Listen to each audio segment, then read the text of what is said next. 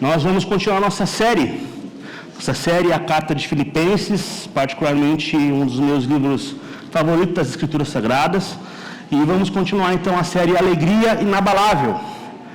Como então o apóstolo Paulo, em meio a tantas circunstâncias difíceis, a tantos problemas, ensina a igreja de Filipenses e a nós como ser verdadeiramente alegres e uma alegria que não se vá de acordo com as circunstâncias da vida.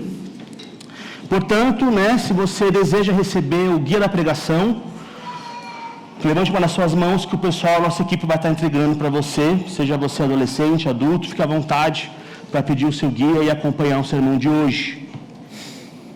O texto que vamos ver, então, vamos seguir, Semana passada o pastor Zé nos abençoou, ainda no texto de Filipenses 1, vamos seguir hoje a partir do verso 12 ao verso 18. Por favor, abram aí nas suas Bíblias. Verso 12 a 18 do capítulo 1 de Filipenses.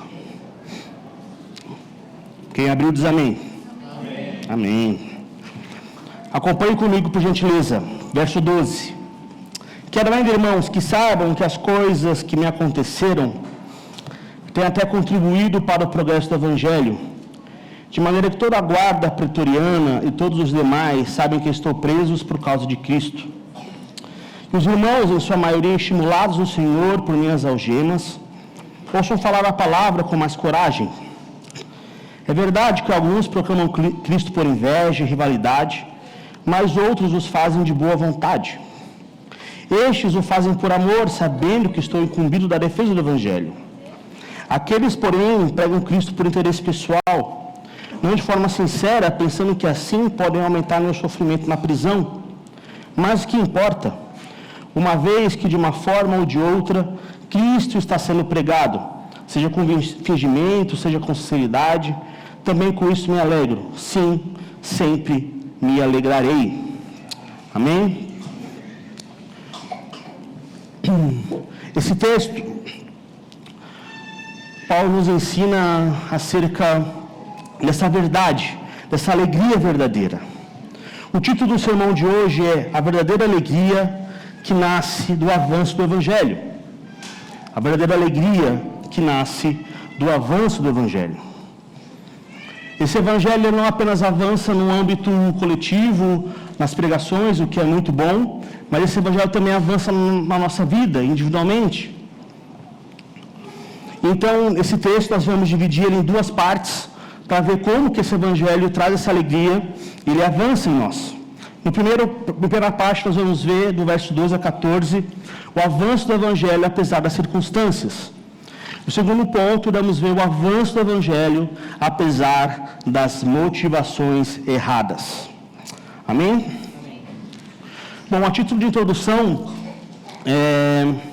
eu não sei se você é uma pessoa acostumada a acompanhar as notícias, se você é ligada naquilo que acontece no mundo, mas sempre que a gente abre o portal é uma sensação de insegurança, de estabilidade.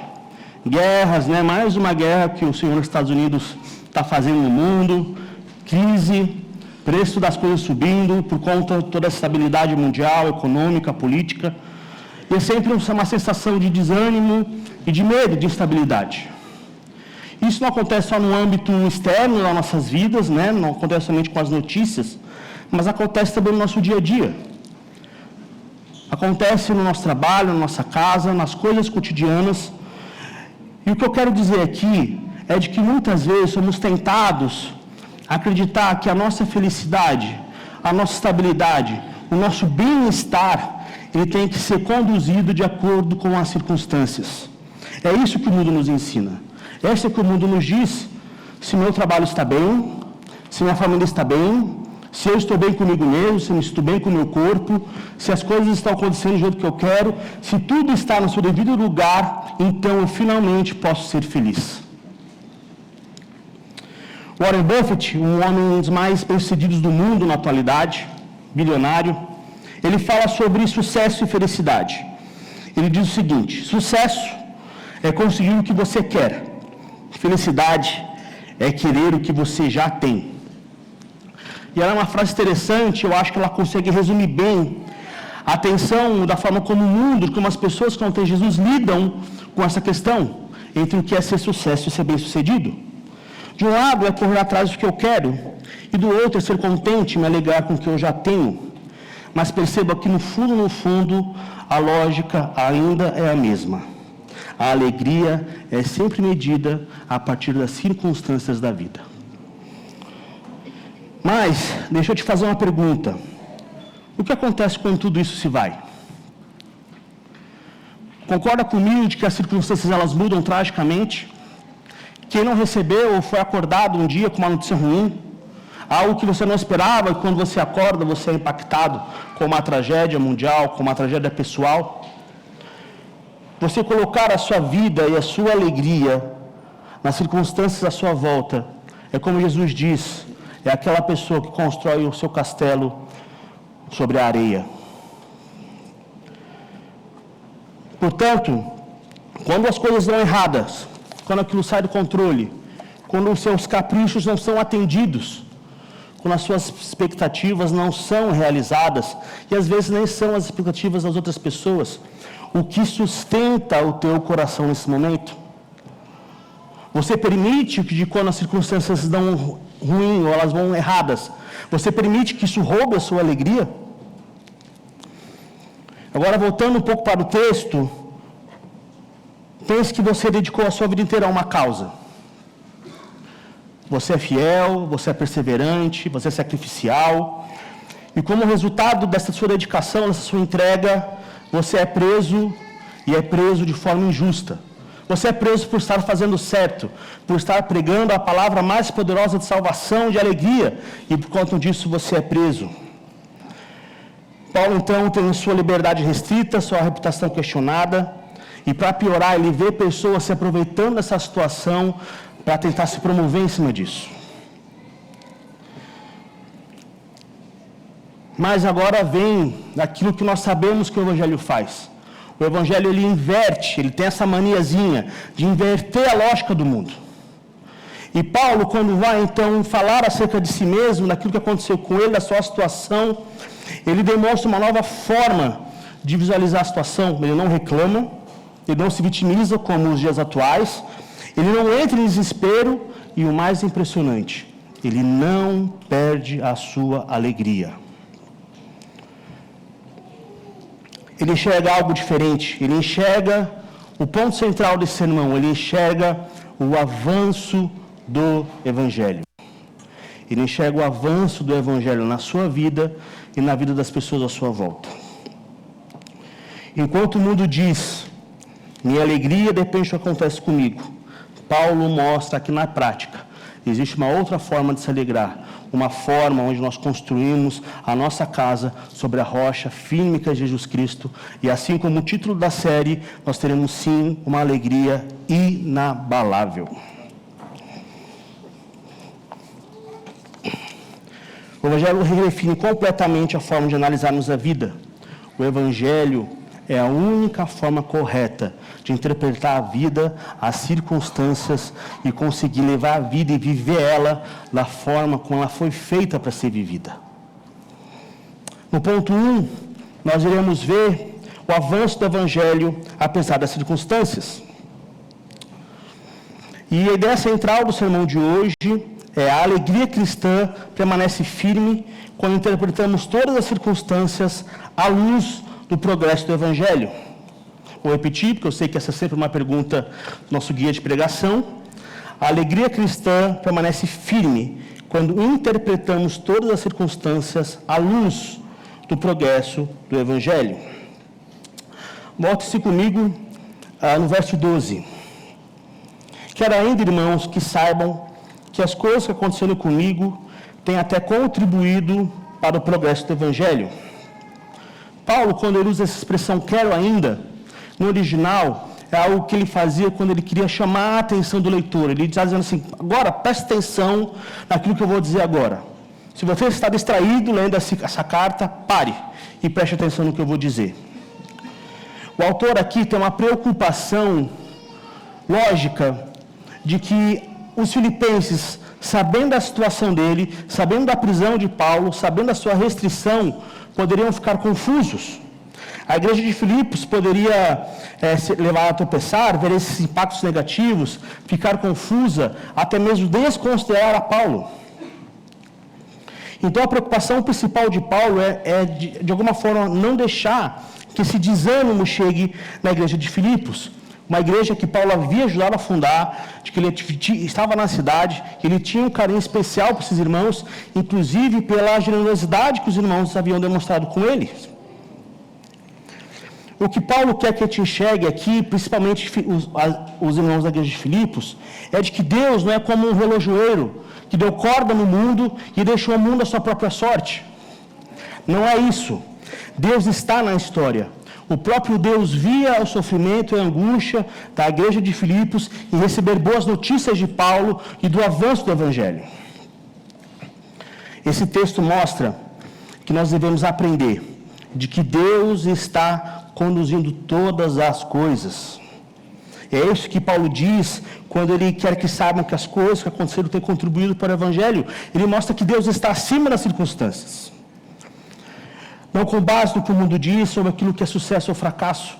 A gente tem que renovar a nossa mente, assim como Paulo nesse texto, e mostrar que a nossa definição do que é sucesso ou fracasso na nossa vida não é ditado por aquilo que o mundo diz, mas sim o avanço do Evangelho em nós. É Deus quem garante a nossa santificação para a glória do seu nome. Portanto, quando você passou por aquele desemprego, por aquele sofrimento, quando o problema veio bater na sua porta, um problema de saúde, um ente querido internado, incerteza sobre a vida, como que você analisou essa situação? Qual foi a ótica pela qual você analisou se aquilo que estava acontecendo na sua vida era sucesso ou fracasso? Era tristeza ou alegria?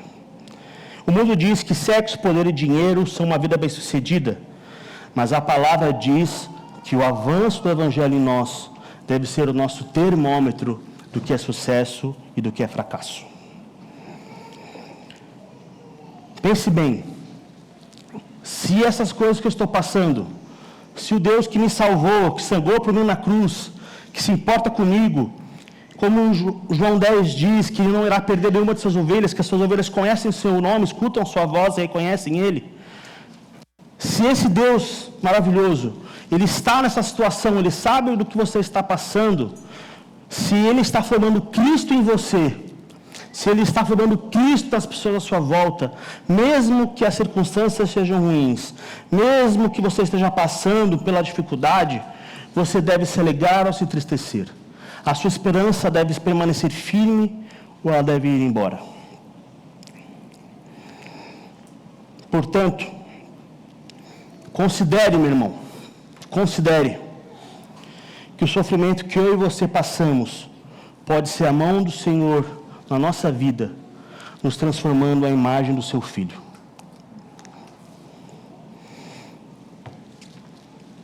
Eu e minha esposa já passamos algumas vezes por provações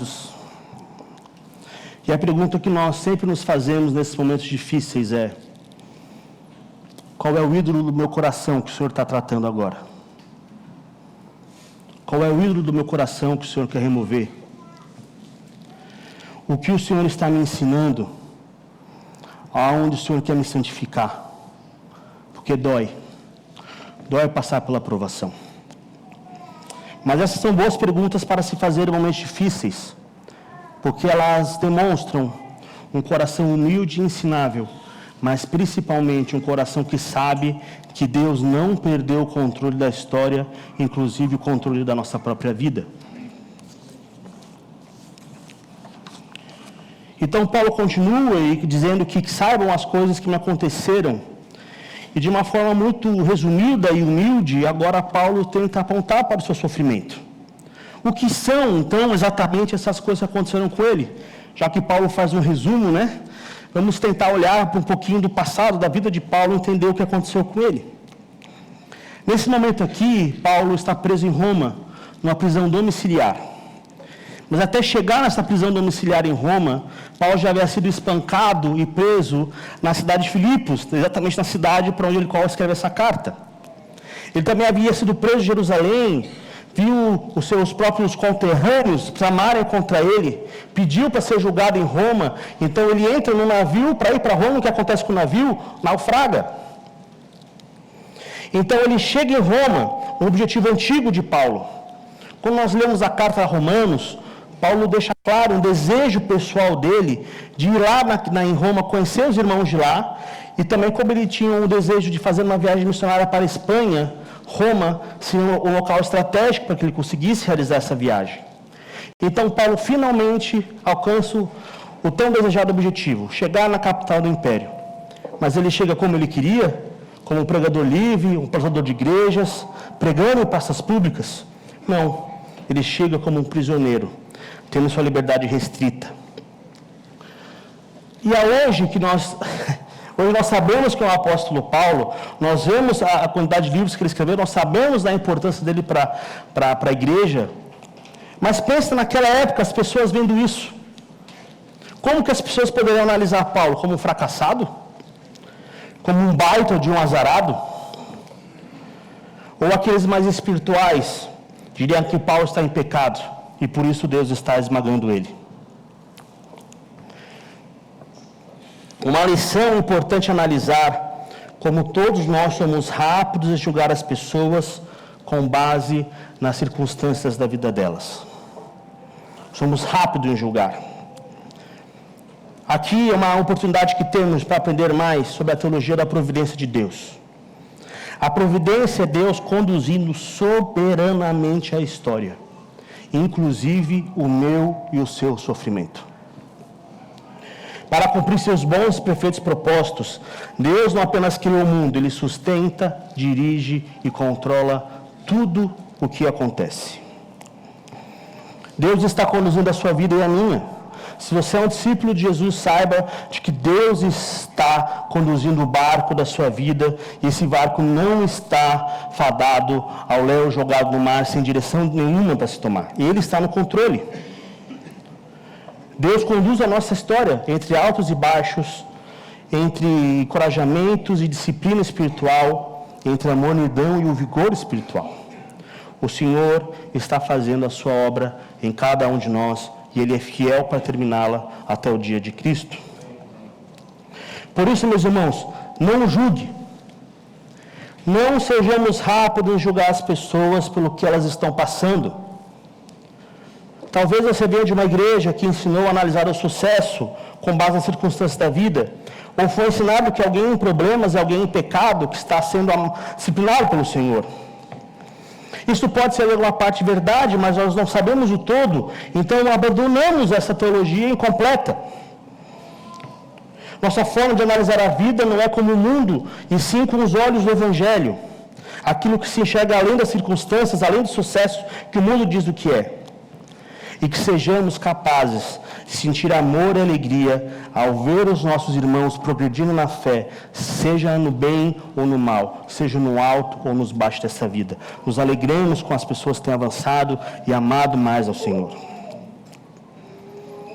O apóstolo então finaliza o verso 2 dizendo: tem contribuído para o progresso do Evangelho. A palavra original aqui tem o sentido de um exército que avança sobre o campo inimigo, recolhendo as águas, limpando o terreno para se estabelecerem. E é dessa forma como Paulo enxerga que as coisas que eles passaram, o sofrimento que ele passou, tem contribuído para o avanço da missão. E continua então Paulo no verso 13, mostrando como que esse avanço tem acontecido. Ele nos exemplifica, de maneira que toda a guarda pretoriana e todos os demais sabem que estou preso por causa de Cristo, no verso 13. Aqui, meus irmãos, a guarda pretoriana era a guarda responsável por proteger o próprio imperador. Era a tropa de elite do exército romano da época. Paulo estava preso, então, com uma prisão domiciliar, tendo o tempo todo com ele um guarda de elite ao seu lado. Esses guardas se revisavam em turno após turno, e Paulo nunca estava sozinho. E onde muitos veriam um fracasso, portas se fechando, Paulo viu uma grande oportunidade de avançar o Evangelho de Cristo. Agora os guardas, a elite do Império Romano, sabia que Paulo não era um assassino, um rival político, mas que ele estava preso por pregar Cristo e esse crucificado. E o mais impressionante, se você for comigo no final da carta, no capítulo 4, no verso 22, olha o que o Paulo diz. Todos os santos mandam saudações, especialmente os da casa de César. César era o imperador romano daquele tempo, era o imperador atual. E os da casa de César, muito provavelmente, eram os guardas oficiais que tinham contato com Paulo. Então perceba o que está acontecendo aqui. Havia conversões verdadeiras na tropa de elite do exército romano, porque Paulo estava pregando o evangelho àqueles que os guardavam de dia e de noite. E o mais engraçado é que agora esses guardas viam Paulo redigindo sua carta à igreja de Filipenses e falavam assim: Paulo, manda uma saudação para os meus irmãos lá em Filipos. É isso que está acontecendo aqui. O poder de Deus, apesar das circunstâncias, costumava se manifestar de uma forma extraordinária. Porque não somente Paulo agora podia pregar aos da casa de César, mas a igreja de Roma, a igreja local daquela cidade, vendo a coragem de Paulo, vendo o seu sofrimento, eles agora também se sentiam mais encorajados a pregar. Veja comigo o verso 14. E os irmãos, em sua maioria, estimulados no Senhor por minhas algemas, ouçam falar a palavra com mais coragem. Algo que claramente aqui chama a atenção dessa igreja e que serve como um sopro espiritual, um vigor espiritual para essa igreja. Era claro que Paulo estava mais preocupado com a liberdade do Evangelho do que com a sua liberdade pessoal. A conversão desses oficiais, desses soldados pretorianos, serviu de sensibilização para a igreja. Vamos tentar imaginar a cena que estava acontecendo na igreja local de Roma, naquela cidade. Pessoas próximas ao imperador, cidades romanos de destaque, guardas pretorianos que viviam um estilo de vida completamente do império, agora estavam na igreja, com os irmãos romanos, membros comuns, louvando o Senhor junto com eles. E isso impactou aquela igreja local, fez com que aqueles membros comuns se sentissem encorajados ao ver a obra de Deus, e agora eles pregavam o evangelho com ousadia. Naquele tempo, pregar a Cristo poderia ser de alguma forma uma acusação de que você se revoltou contra César, e você poderia ser preso por ser um traidor do império. Mas esses membros comuns, de uma igreja comum, agora colocavam suas vidas em risco diante da perseguição que recaía sobre eles. E a sabedoria de Deus, mais uma vez o Evangelho, invertendo a lógica do mundo. E Deus sabia que essa situação poderia intimidá-los, poderia fazer com que eles se encolhessem, que eles ficassem nas suas igrejas, orando nas suas orações pietistas e silenciosas. Então, como Deus resolve isso? Como Deus resolve, tira o medo das pessoas de pregar o Evangelho de forma corajosa, ela envia para a igreja local os soldados que poderiam prendê-los e acusá-los. E agora, junto com os seus acusadores convertidos, todos louvam ao Senhor e pregam o Evangelho com ousadia. Se a gente pudesse trazer para o dia de hoje o que aconteceu aqui. Imagina que a Nova Cidade agora é uma igreja perseguida. Eu e você podemos ser presos por conta da nossa fé, como se fôssemos rebeldes, traidores do governo atual. Nosso pastor Rafael é preso. E durante a sua prisão, ele tem contato com oficiais da Polícia Militar do Estado de Santa Catarina. E Rafael, então, impelido pelo Espírito, prega o Evangelho a esses policiais. Amém, Amém, pastor? Amém. E esses oficiais, então, se convertem ao Senhor, recebem o Evangelho. Eles passam a participar dos cultos junto com a gente aqui, louvando ao Senhor, nossos irmãos na fé. Aquele que podia nos prender, agora caminham junto conosco, debaixo de uma aliança com Cristo. É isso que Deus está fazendo? Portanto, meus irmãos, não desperdice o seu sofrimento. E aqui eu sei que é um lugar sensível. Eu não sei o que você está passando, eu não sei como foi a sua semana, eu não sei quais marcas você carrega da vida. Eu tenho certeza de que eu e você carregamos traumas, marcas, pecados, inclusive dos nossos próprios pecados que nós cometemos contra nós, contra os outros, e dos pecados dos outros contra a gente. Mas, hoje, pela palavra de Deus, eu sou impelido a usar o exemplo de Paulo. Alguém que conhecia o sofrimento e a dor de perto, mas ele sabia que a forma como ele lidaria com esse sofrimento, a forma como ele deixaria essas situações abaterem a ele ou chegarem a ele, seria um bom ou mau testemunho que ele daria para os de dentro e os de fora. Paulo sabia que se ele escrevesse para a igreja de Filipos, o quão abalado ele está, aquilo serviria de desencorajamento para a igreja. Paulo sabia do que ele carregava em suas mãos. Ele era, como lemos no texto de Pedro, sacerdócio real. Ele era um outdoor de Cristo para as nações, para as pessoas, para os irmãos dele na fé.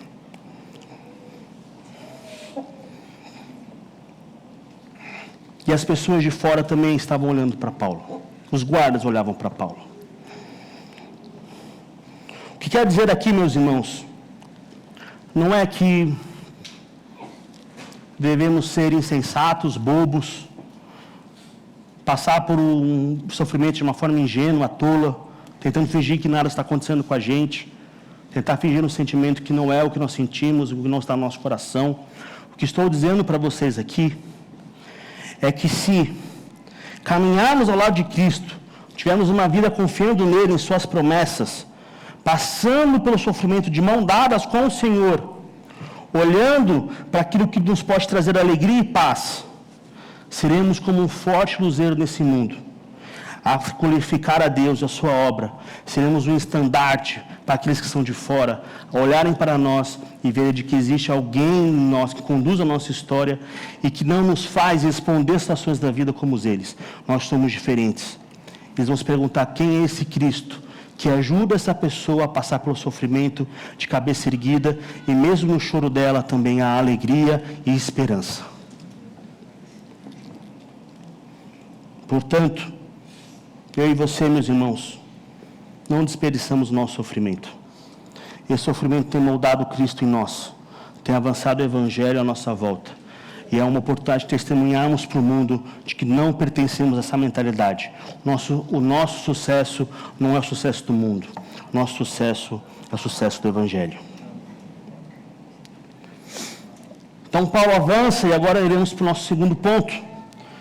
O avanço do Evangelho apesar das motivações erradas. Acompanhe comigo no verso 15. É verdade que alguns proclamam Cristo por inveja e rivalidade, mas outros os fazem de boa vontade. Paulo aqui continua falando desses irmãos que estão encorajados, pregando o Evangelho com ousadia, porém ele nos diz agora que existem dois tipos de pessoas, dois grupos da igreja de Roma. Alguns que pregam por inveja e rivalidade, e outros têm pregado por vontade, com boa vontade, com a motivação certa.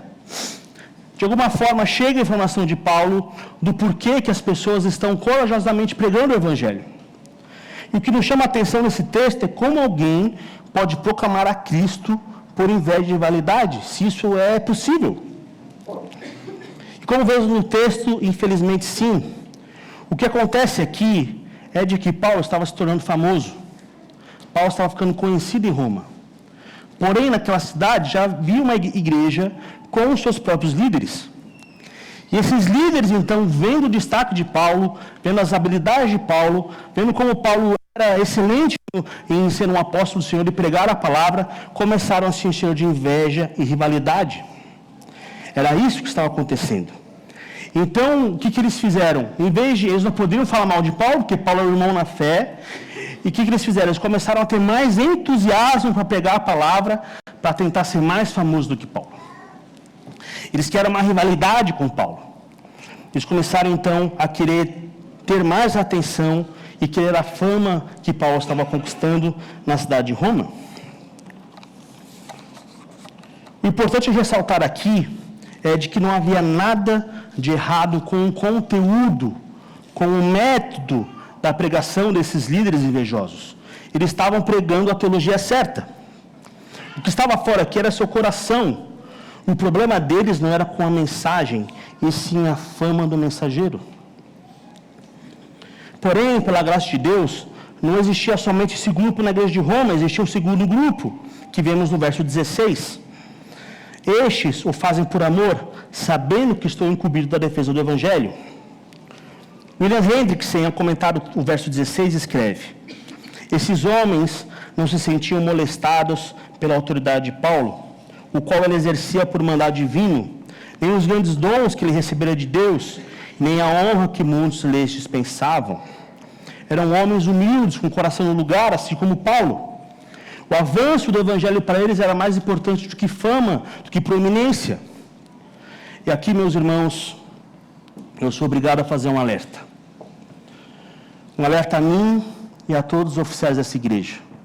Qualquer um que um dia almeje ser oficial dessa igreja e ser um ministro do Evangelho.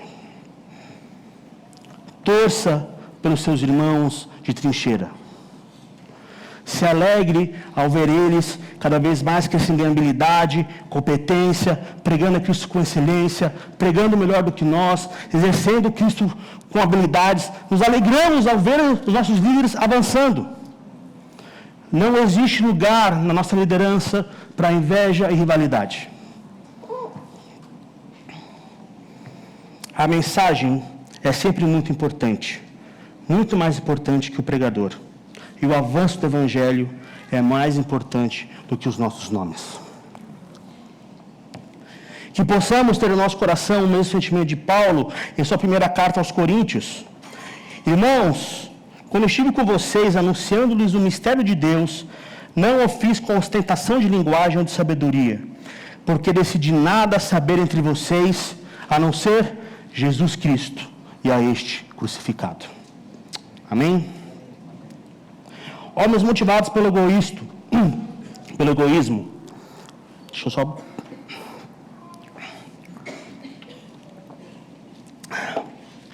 Homens motivados pelo egoísmo com a mentalidade partidária, porém eles eram pregadores zelosos, dedicados ao seu trabalho. Aqui, a ortodoxia do ensino deles servia como uma catapulta para a sua autopromoção. A vaidade pode levar um homem a ser um ardoroso defensor da verdade. Meus amigos, pastores, presbíteros, não nos enganemos. O sucesso de Paulo os fazia sofrer. E entendiam que o seu sucesso em fazer novos convertidos e ganhar fama na capital, de alguma forma faria Paulo sofrer mais. O que acontece aqui é que eles estavam tão dominados por esse pecado da rivalidade, da inveja, que agora esse pecado é a forma pelo qual eles olhavam o mundo. Eles achavam que todo mundo teria o mesmo pecado, que reagiria da mesma forma, que teria as mesmas tentações que eles. Então eles achavam que ganhando fama e proeminência, eles poderiam fazer Paulo cair no mesmo pecado que eles. Por isso, e agora vai uma aplicação, uma exortação a todos aqui que servem na igreja, só no seu coração. Quais são as suas intenções ao servir a Deus? Por que você está aqui fazendo o que está fazendo? Por quem você está aqui? Na nova cidade, não basta servir a Deus somente com a melhor teologia, nós prezamos muito por isso, pela ortodoxia da palavra, mas também pela motivação correta. Na verdade, a boa ortodoxia, a boa teologia, ela tem que nos transformar em pessoas mais parecidas com Jesus e que não buscam glórias e nem interesses pessoais, mas o interesse de Cristo e do nosso próximo. Paulo estava preocupado com o conteúdo e com o avanço do Evangelho, apesar das intenções.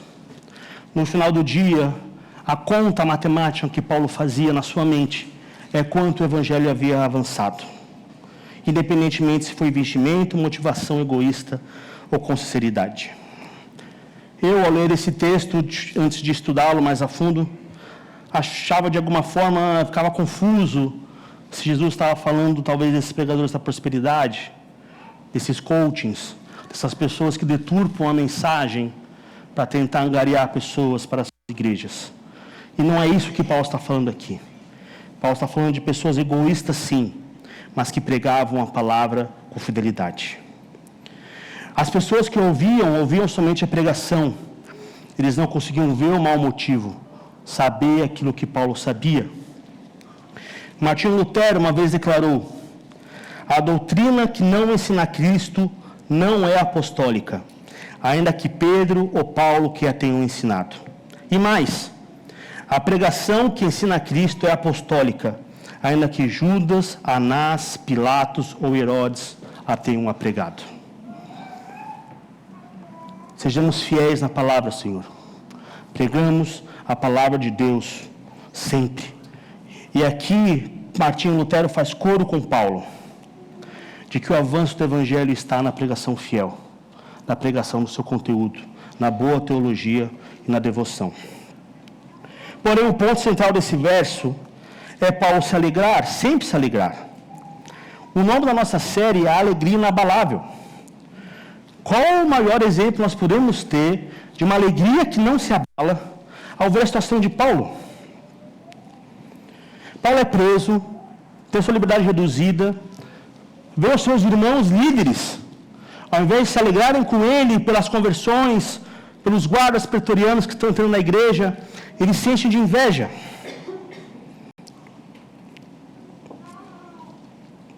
E Paulo permanece então dizendo no final do dia que se o Evangelho avançou, eu vou me alegrar e sempre me alegrarei. O que é então essa alegria de Paulo? Por que Paulo se sente tão alegre em ver o Evangelho avançar na vida das pessoas, na vida dele? Por que esse avanço traz tanta alegria para Paulo? Paulo tinha firme convicção de que o Evangelho era o poder de Deus para salvar e transformar a vida das pessoas. Paulo sabia que o Evangelho daria uma nova vida a essas pessoas e que essas pessoas agora poderiam ser verdadeiramente alegres, ter paz, ter esperança, ter uma nova vida e, principalmente, agora eles teriam a eternidade. Paulo se alegrava ao ver Cristo sendo formado nele e nas pessoas à sua volta.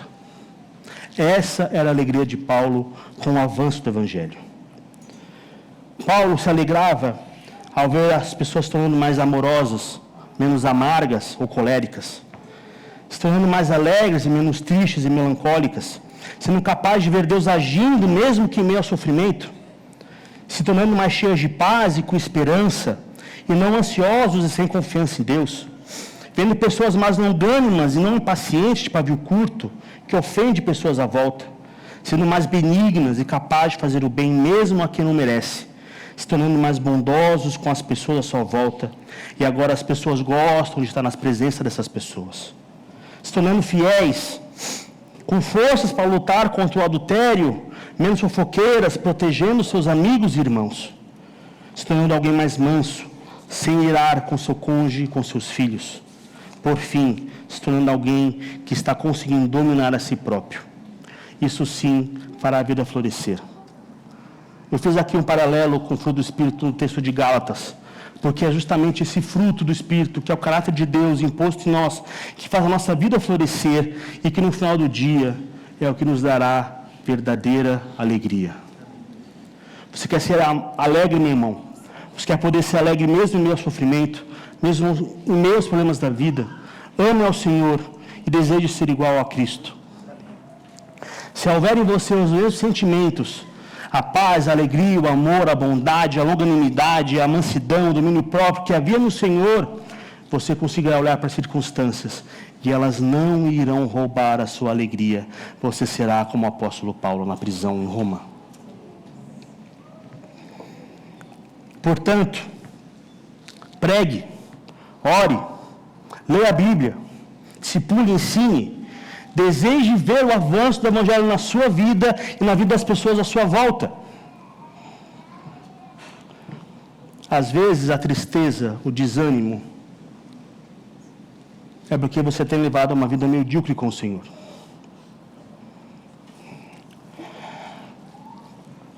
Uma vez, estava com a minha esposa voltando para casa de carro e estávamos conversando sobre alguns problemas que víamos em casais mais velhos, estavam passando por problemas na vida, dificuldades. A minha esposa olhou para mim e perguntou assim: bem, você acha que quando a gente ficar mais velho nós vamos passar pelos mesmos problemas?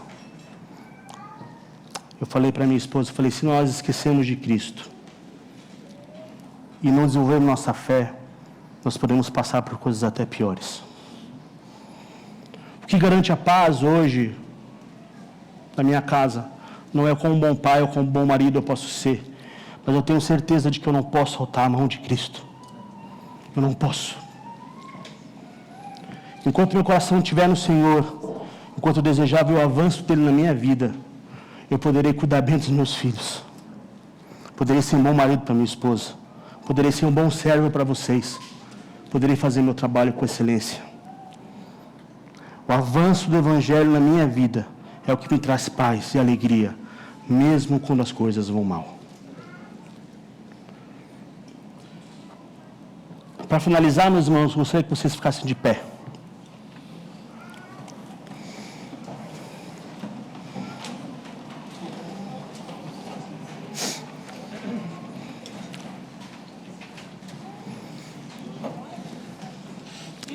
Gostaria de uma última atenção de vocês. Meus irmãos, se Cristo venceu perdendo e Paulo se alegrava sofrendo, então o verdadeiro sucesso não é evitar a dor, mas sim ver o Evangelho avançar através dela. Em Isaías 53, no verso 11, o profeta escreveu: Jesus, ele verá o fruto do seu trabalho e sua alma ficará satisfeita. O meu servo justo, com seu conhecimento, justificará muitos, porque as iniquidades dele levará sobre si. Jesus trabalhou por nós. Ele viu o fruto do trabalho dele, do seu sacrifício, da sua vida, da sua morte, do seu sangue derramado. Isso trouxe satisfação para ele. Cristo sofreu por nós, mas o resultado foi a nossa salvação. E agora, ao participarmos dessa aliança, vejamos, meus irmãos, que se o Evangelho avança em nós, se Cristo está sendo formado em nós, se vidas estão sendo impactadas ao nosso redor, então eu e você temos sim sempre motivos para sermos alegres. A alegria que vem do Senhor é inabalável, mesmo no sofrimento e mesmo nas dificuldades, porque a nossa alegria não está no que acontece conosco, mas está em Deus, nas suas promessas e na nossa esperança. Um dia, meus irmãos, eu e você, descarregarmos isso no nosso coração e lutarmos para que o Evangelho avance em nós, à nossa volta, iremos herdar, eu e você, a coroa da vida eterna e veremos o nosso Salvador face a face. Amém? Meus irmãos, orem para que o Evangelho avance em vocês. Só no coração de vocês. Analisem o sofrimento e as circunstâncias. Vejam o que Deus está fazendo, transformando os ídolos que Deus está quebrando. Sejam humildes. E busquem ao Senhor enquanto Ele pode se achar. Responda esse sermão, Senhor, através dessa música. Amém.